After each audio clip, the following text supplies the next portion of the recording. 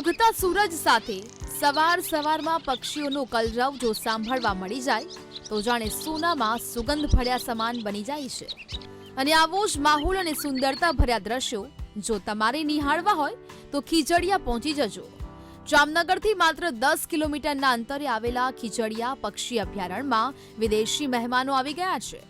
ચારે બાજુ લીલીછમ વનરાઈ વચ્ચે અહીં હજારો પક્ષીઓનો કલરવ તમને સાંભળવા મળશે।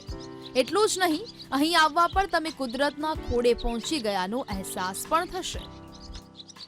કેમ કે ખીજડીયા પક્ષી અભયારણ્ય છે એ સૌથી વધારે ત્યાં માઇગ્રેટરી બર્ડ્સ વધારે આવે છે, એટલે કે શિયાળા દરમિયાન વિદેશી પક્ષીઓ મહેમાન બનતા હોય છે, જેવા કે ગ્રેટ વ્હાઇટ પેલિકન છે, ડલ્મેશિયન પેલિકન છે, ક્રેન છે, અલગ અલગ પ્રકારના ડક છે, બાર હેડેડ ગૂઝ છે, ગ્રેલેગ ગૂઝ છે, એમાં જ ખીજડીયાનો જે રાજા છે બ્લેકનેક સ્ટોક, પેન્ટર સ્ટોક, ઓરિએન્ટેડ ડાર્ટર, કોરમલ, આવા ઘણા બધા પક્ષીઓ ખીજડીયા પક્ષી અભયારણ્યમાં જોવા મળે છે। કે એની ઇકોસિસ્ટમ જે ખીજડીયા પક્ષી અભયારણ્ય છે એ પક્ષીઓ માટે સ્વર્ગ સમાન છે। સ્વર્ગ ક્યારે કહે કે ત્યાં બધી ફેસિલિટી આરામથી મળી રહે, તો અહીંયા જે પક્ષીઓ આવે છે એને રહેવા માટે, માળા બનાવવા માટે અને ફૂડ આરામથી મળી રહે છે। ખીજડીયા પક્ષી અભયારણ્યની ખાસિયત એ છે કે અહીં મીઠા અને ખારા પાણીના જળપ્લાવિત વિસ્તાર આવેલા છે, જેથી અહીં ખારા અને મીઠા પાણીના પક્ષીઓ સાથે જોવા મળે છે।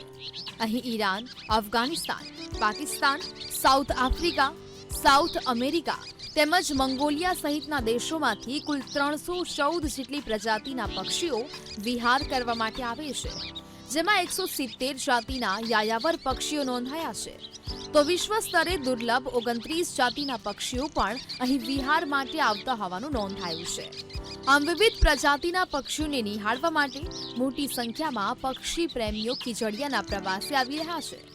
ખીજડીયા પક્ષી અભયારણ્ય ખાતે આવતા બાળકો અને પર્યટકોમાં પક્ષીઓ પ્રત્યે જાગૃતતા આવે તે માટે વિવિધ કાર્યક્રમોની ઉજવણી પણ કરવામાં આવે છે, જેમાં દર વર્ષે જલપ્લાવિત દિવસની પણ ઉજવણી કરવામાં આવે છે, જેમાં વિદ્યાર્થીઓને લુપ્ત થતા પક્ષીઓ અંગે માહિતગાર કરાય છે।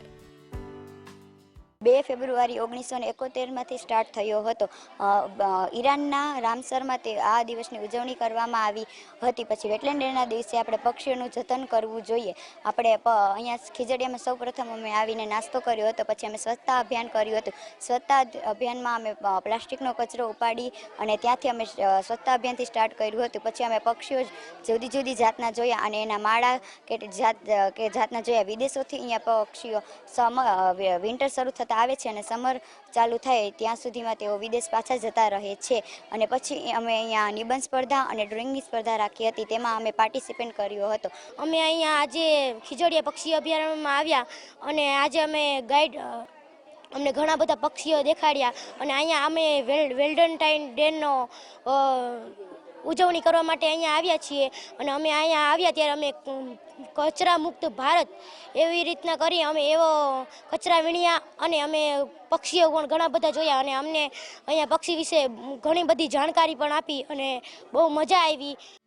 ખીજડીયાને લઈને એવું કહેવાય છે કે દરિયાઈ પાણીની ખારાશને રોકવા તેમજ મીઠા પાણીને અટકાવવા 1920માં જામનગરના રાજવી જામ રણજીતસિંહજીએ ઓખાથી નવલખી સુધીનો બંધ બનાવ્યો હતો અને આ બંધમાં ધીમે ધીમે દેશ વિદેશના પક્ષીઓ આવવા લાગ્યા હતા, જેથી તેને 1982માં અભયારણ્ય બનાવવામાં આવ્યું હતું। જો તમે પણ પક્ષી પ્રેમી છો તો એક વખત ખીજડીયા પક્ષી અભયારણ્યની ખાસ મુલાકાત લેવી જોઈએ। Hiren Parmar, VTV news, Jamnagar.